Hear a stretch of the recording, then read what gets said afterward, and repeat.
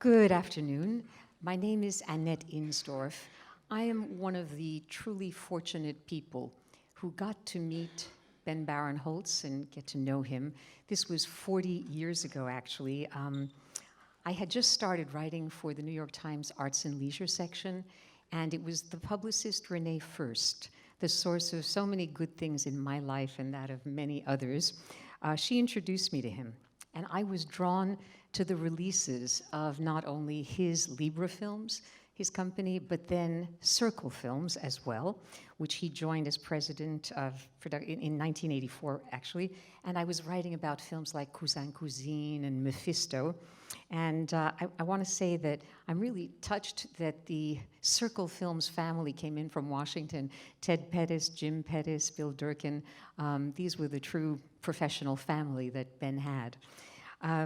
And of course, I was drawn to the man. Ben Barenholtz, as many of you here probably know, was this savvy, self-possessed, gentlemanly hipster. He was a mensch. He was a person of integrity who retained a whiff of that old European world while being drawn to the cutting edge of the Big Apple. Until around 2010, he rarely talked about the Holocaust. As a child in Nazi-occupied Europe, he saw and experienced his share of loss and pain. He came to New York in 1947 with pretty much nothing, no English. He would skip yeshiva classes to watch movies. And film became his escape, and then his passion, and then his vocation. From 1966 to 68, he managed and lived in the Village Theater, which ultimately became the Fillmore East. There he helped nourish the counterculture with appearances by Stokely Carmichael and Timothy Leary, performances by Leonard Cohen, Nina Simone, Ornette Coleman. He loved jazz, by the way, especially jazz saxophone. He created a seductive identity and then such a rich legacy for those of us who love movies. Even before I met him, I benefited from his ambitious activities because in the early 1970s, I would go to the Elgin Cinema for movies like Alejandro Jodorowsky's El Topo or Wojciech Haas's Saragossa manuscript, not even realizing that it was Ben who created the phenomenon of midnight movies. What a trajectory this man had. I mean, from the Holocaust to Jodorowsky, from Victim to Village Vanguard, from Polish Boy to American Impresario. I'm going to introduce our panelists, and we're going to be having clips interspersed with our conversation. Ethan Coen, together with his brother Joel, is the writer-director of films including Ballad of Buster Scruggs, True Grit, A Serious Man, No Country for Old Men, Fargo, Blood Simple. And by the way, I first met him as Ben's neighbor because he was living at that wonderful 239.5 East 32nd Street, which I'm sure some of you remember from the great birthday parties. That was Ben's abode for decades. To his right is Eamonn Bowles, president of Magnolia Pictures, the distribution arm of Todd Wagner and Mark Cuban's 2929 Entertainment, which continues to distribute quality foreign as well as American independent films, including Man on Wire, Force Majeure, I Am Not Your Negro, RBG, and a film I love this year, Ask Dr. Ruth. But before that, he was president of Shooting Gallery Pictures, where he acquired and distributed films like Croupier and Time of Drunken Horses. To my right, John Turturro is an actor that I'm sure many of you know from Spike Lee's films, Do the Right Thing and Jungle Fever, Scorsese's Color of Money, Quiz Show, Francesco Rossi's The Truce, De Niro's The Good Shepherd, Box of Moonlight, Nanni Moretti's Mia Madre, and the Coen brothers, Miller's Crossing, Oh Brother, Where Art Thou? And for his lead role in Barton Fink, he won the Cannes Film Festival Best Actor Award in '91. He also received Cannes Camera d'Or for Best First Feature for his directorial debut, Mac. His other films as writer-director include Illuminata, Romance and Cigarettes, Passione, Fading Gigolo, and the upcoming Going Places, now retitled The Jesus Rolls. It follows his character Jesus Quintana in The Big Lebowski. It will premiere at the Rome Film Festival October 16th. Also based on Bertrand Blier's Going Places, it stars Turturro, Bobby Cannavale, Audrey Tautou, John Hamm, Susan Sarandon, and Pete Davidson. So, before we start to talk, we're going to show two short, well, one is a very short clip. It's from a 1998 indie film called The Naked Man, directed by J. Todd Anderson from a script that he co-wrote with Ethan Coen. While the actor Michael Rappaport is the focus, notice Ben in a cameo as the cop, and then we'll go right into a clip from Blood Simple.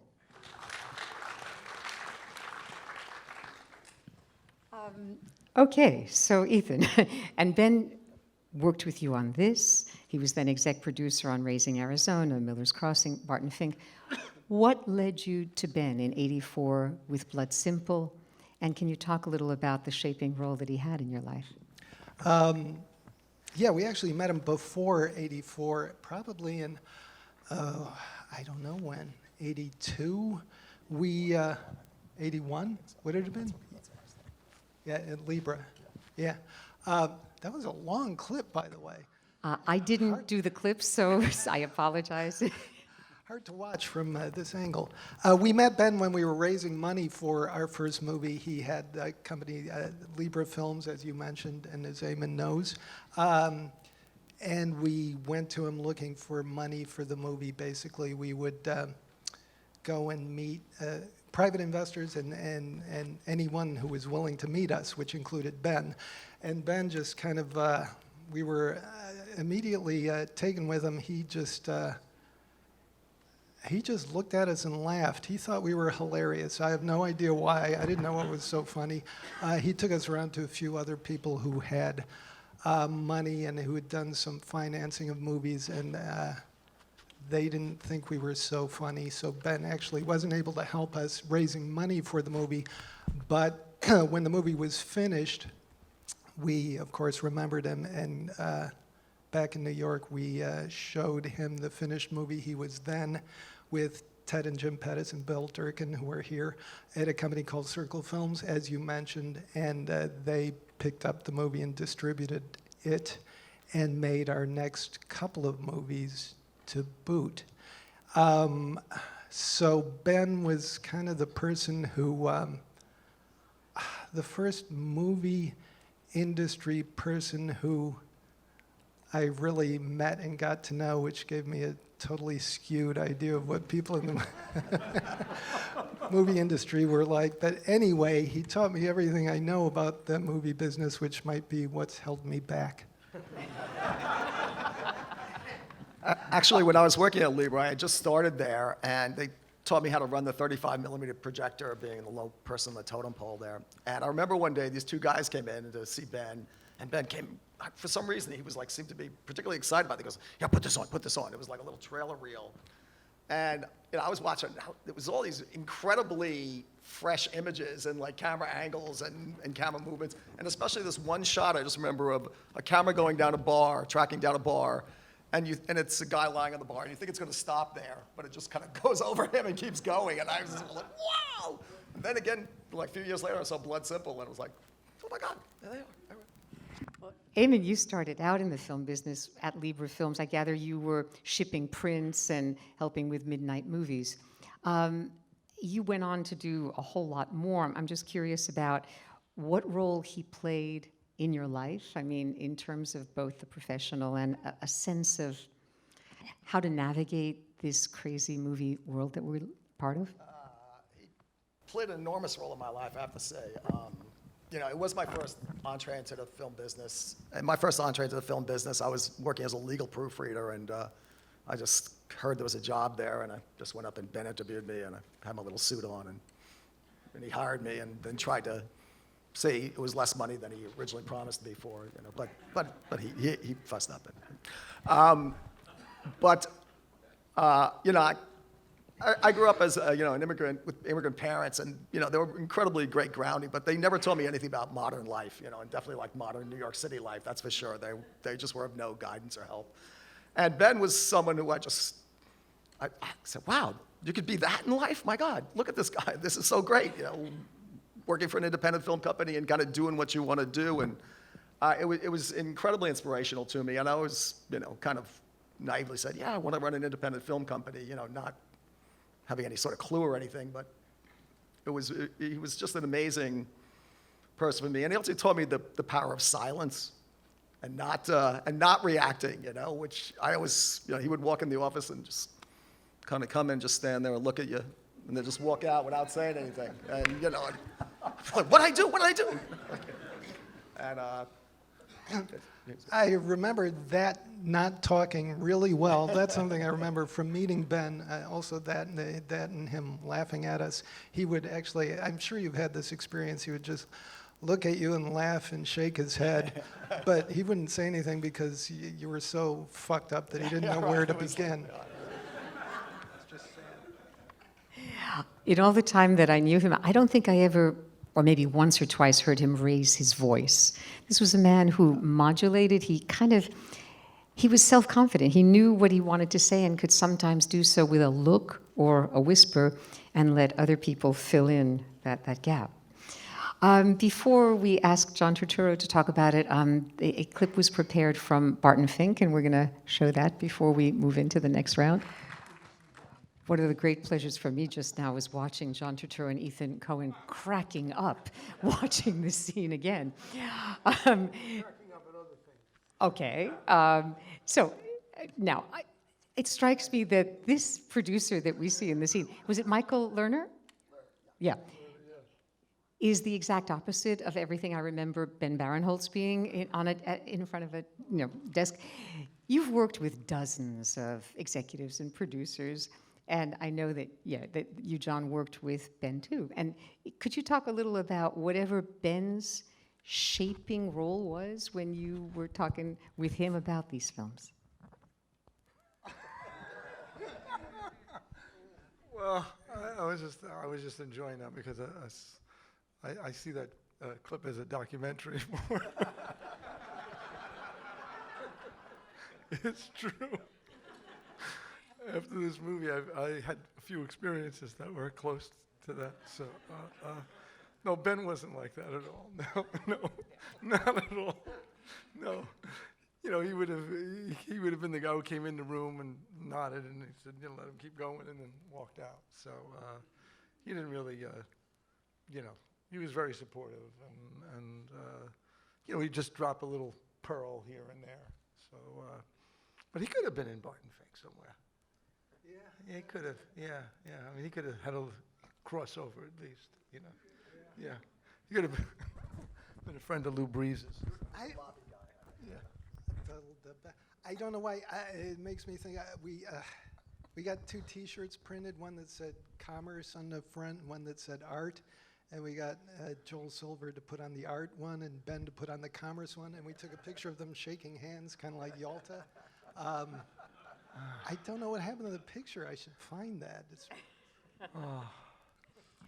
But I think we wouldn't want to give the impression that Ben was some sort of artsy guy who only cared about art.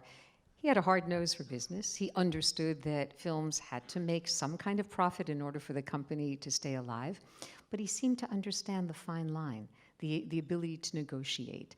I'm guessing that if ever, Ethan, he looked over your shoulder, if you invited him to do so for an edit of a film, did he ever give some advice about either shortening a scene or shifting focus?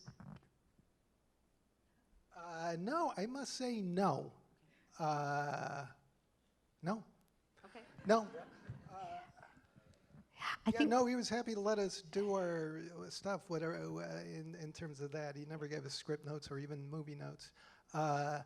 No, we talked a lot, constantly, about the movies we did together, but not about the art stuff. It was always about the business stuff. The art stuff was like him. It was just the equivalent of him looking, shaking his head, like, either I don't know where to begin or whatever.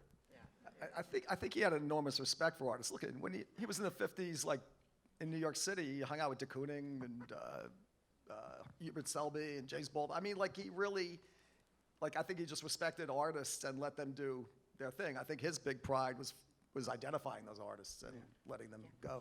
Which leads us to David Lynch.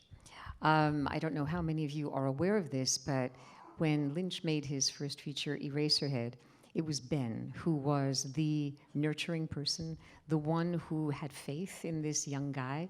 He helped him a great deal, even sort of housing him and making sure he'd be all right.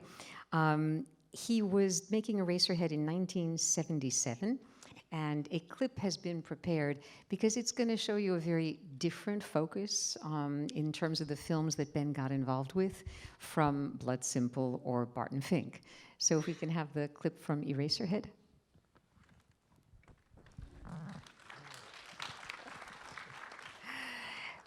Ben Barenholtz saw something in David Lynch and in that footage that others were not seeing at the time, right? And Lynch has, in many interviews, gone on record as saying that if it weren't for Ben, it wasn't clear that he would have even become a filmmaker. I mean, the reason maybe that I was asking whether he was invited to look over the shoulder in the creative process is that Ben, he started as an exhibitor, then he was a distributor, then he was a producer, but he became a director. He's less known, I think, among us for that, but in 2005, he made a documentary called Music In about the famous venue. And then I recall his Wakaliwood in 2012, a lighthearted documentary about the first action movie director in Uganda. We meet Isaac Nabwana, a very persevering entrepreneur, totally influenced by Hollywood movies. He knows about the actor studio and about improv training, and he learns from the internet what guns look like, and then has them made, bullets too. Everybody watches him editing on his computer, including a rooster. And I was shocked when I saw that, you know, because it didn't quite jive with what I thought of as this basically a guy who was on the other side of the artistic process. When something was finished, he would take it on. But there you go. And of course, in 2017 came the release of Ben's first fiction feature called Alina. It starred Daria Ekamsamova, I hope I'm pronouncing that right. It's about a young woman, a Russian woman who travels to New York City to find her biological father with only a 25-year-old photo of a marquee and a man's face. We're going to show a brief clip from that, and then fortunately, Daria is here with us, and she'll come up on stage to read a little text that she prepared. And now from Alina. And Daria, I think, is, where's Daria? Oh yeah, come on up.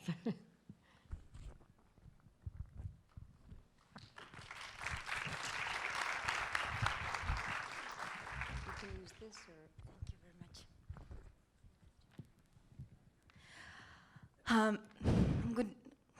Good afternoon. Good afternoon again.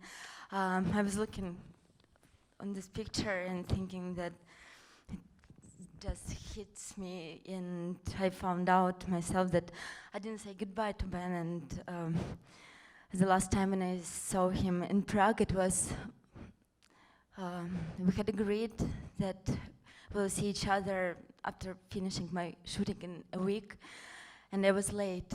And when there was a wake in Prague, it was also the very day when the airspace between Russia and Czech Republic was closed, and my flight was cancelled. And I was thinking now that maybe I'm here to say goodbye to him. But I want to say hi, because, hello Ben, because I know for sure because he is here now, and I feel it, and as minimum because he always told me that you mustn't miss New York Film Festival, and if you had a chance to go there, you must go. So, and I know for sure that he is sitting somewhere there and smiling at us with his humble smile. Ben, I was to thank you for that chance encounter in Russian Samovar when you have seen my movie and found me and made me believe in myself, and you inspired me that all the doors could be opened, and shared your New York with me, and I saw New York through your eyes, and you inspired me that I can work and live here, and you made me fall in love with the city. You're my mentor, my teacher, and a huge part of my family. And I can imagine New York without you. But, you know, you were the first. I'm happy that I was starring in your movie, the movie which meant a lot for you, and I still can't understand how you understood my English. Funny enough, I was the first Russian actress who had taken a part in American movie without speaking English. And I don't know what language we spoke to each other, and I guess it was the language of two lonely, funny, crazy people in New York.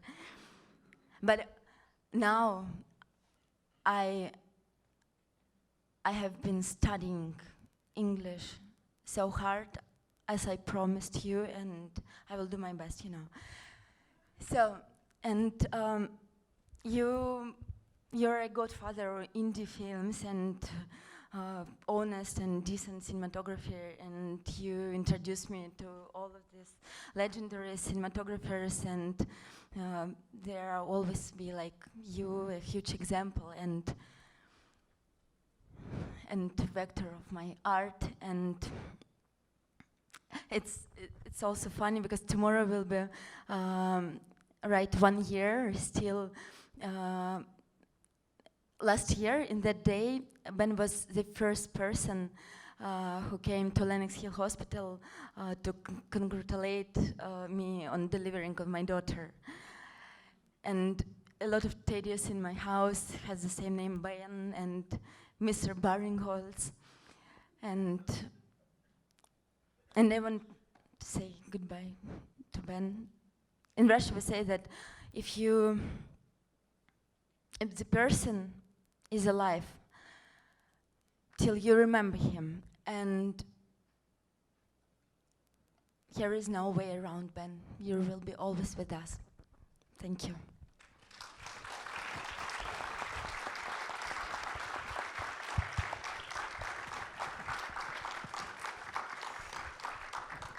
Thank you, Daria.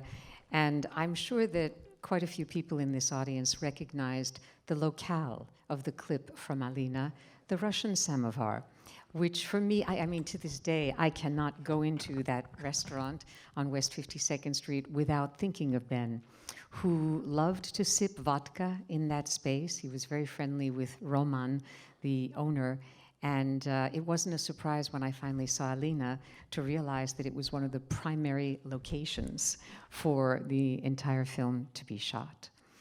I was even a little surprised, to be honest with everyone, when I saw Alina, because it was not all that edgy. It was actually a lyrical portrait. It focused entirely on this young woman. It didn't have any of that sort of anti-sentimental thrust that I associated with some of Ben's choices. For example, as some of you know, he tended as much towards the avant-garde or experimental as towards the traditional. You know, he may have distributed something like Cocteau's Les Enfants Terribles, but he was also the distributor of Guy Madden's Tales from the Gimli Hospital. Guy Madden, a Canadian maverick. And I should tell you that he sent the following recollection that he hoped would be read today. And I'm quoting him. Ben, I owe you so much. I wish I could be in New York on the panel in person among those who know and love you. Alas, I'm stuck in Winnipeg, a 4-hour drive north of Fargo, 1 hour south of Gimli, and I send you love of my own. Maybe neither of us got rich off our picture Tales from the Gimli Hospital, but during our time together, I learned so much from you and in your company. Oh, how I long to possess your serene temperament, so gentle, warm, wise, and always frank. It's not easy to fake those pure qualities, but genuinely lacking them, that's all I can do, fake them. Thinking of you helps me in this process. I think of you all the time.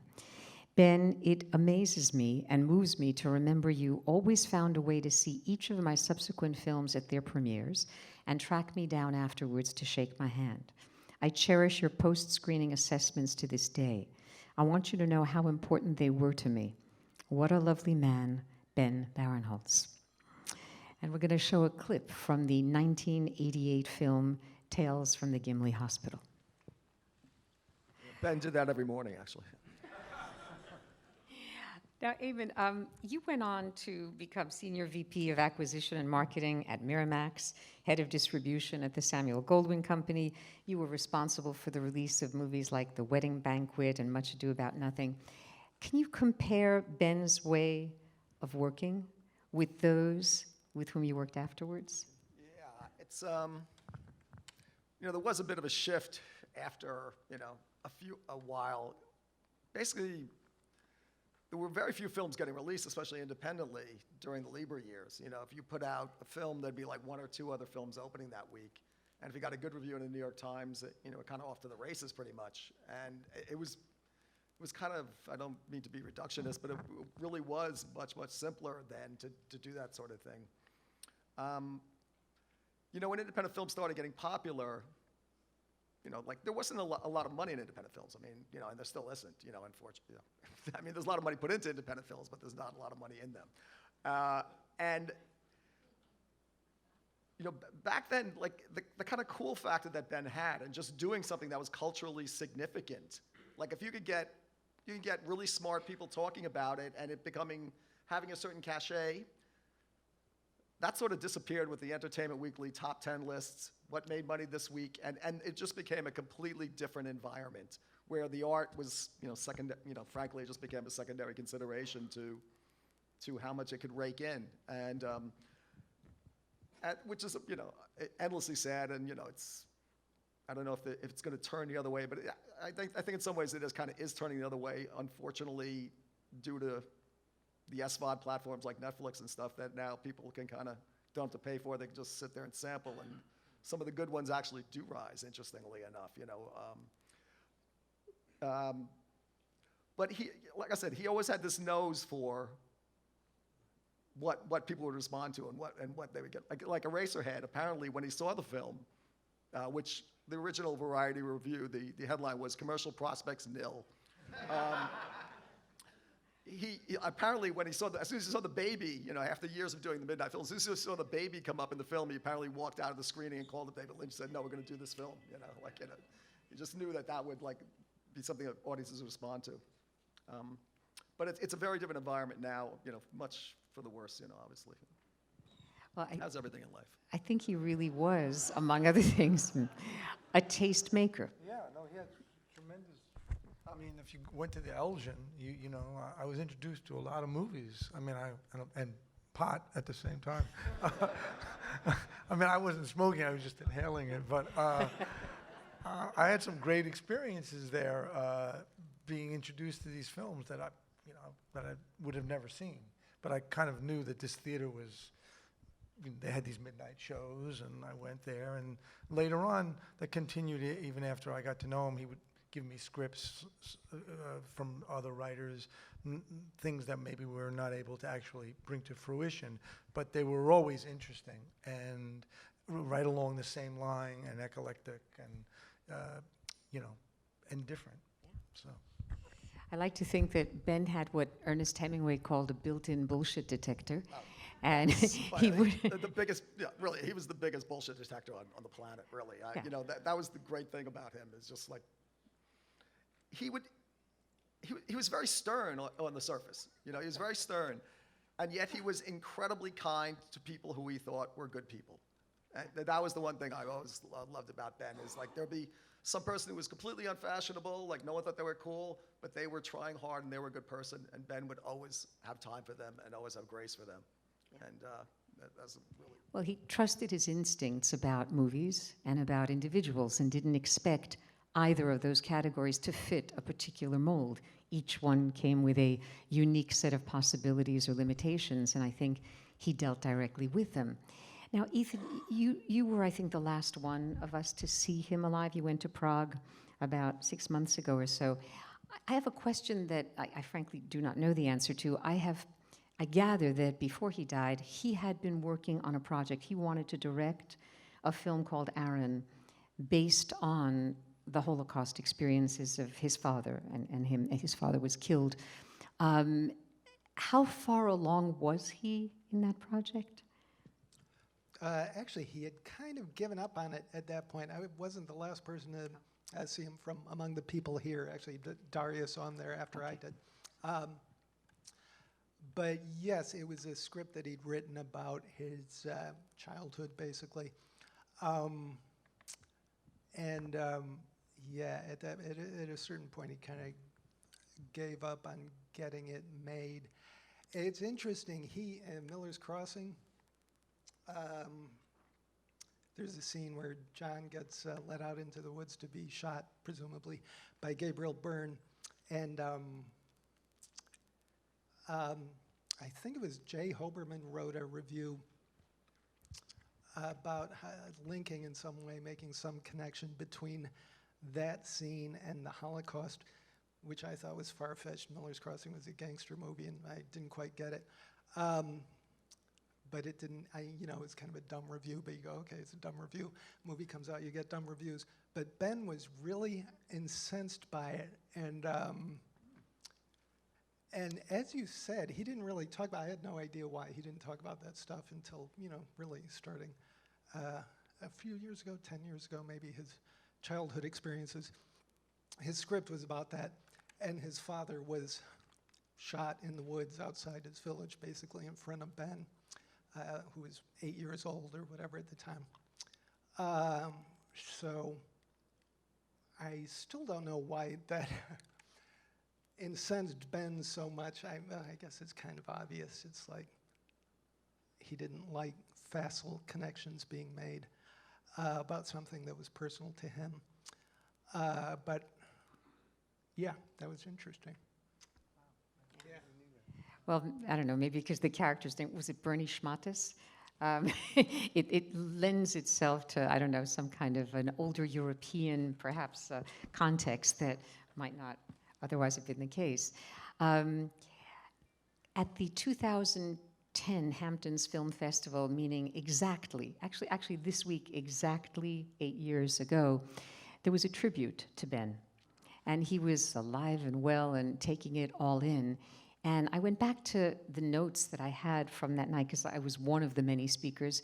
And I remember that night thinking, wow, there are so many more women speaking here tonight than usually at tributes. There were a couple of guys, all right, but it was, Marcia Gay Harden and Frances McDormand and Stephanie, who's here, and me and a few others. And I wouldn't want to leave out the fact that if we're talking about Ben Barenholtz, he loved the ladies, and the ladies loved him.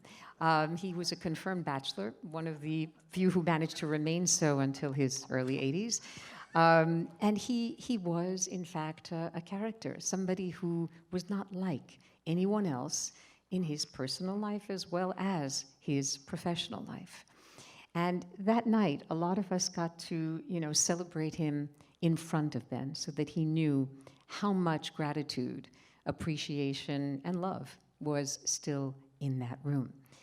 And it was shortly thereafter that he started writing a text about the Holocaust. He actually shared it with me and a few other people. And then he started writing rather angry emails that he wanted to post, and then he wasn't sure if he should post, attacking the likes of Jared Kushner. But politics was never his explicit forte. I mean, he would find a way to express himself through indirect or oblique means. But he was very adamant about a couple of things towards the end of his life.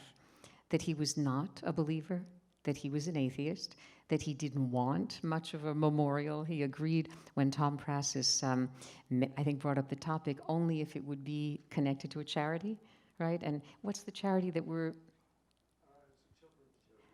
No Child Goes Hungry or something? No Child Hungry is the charity that if you go on Facebook through Tom Prassis' link, you'll find it and you can make a donation.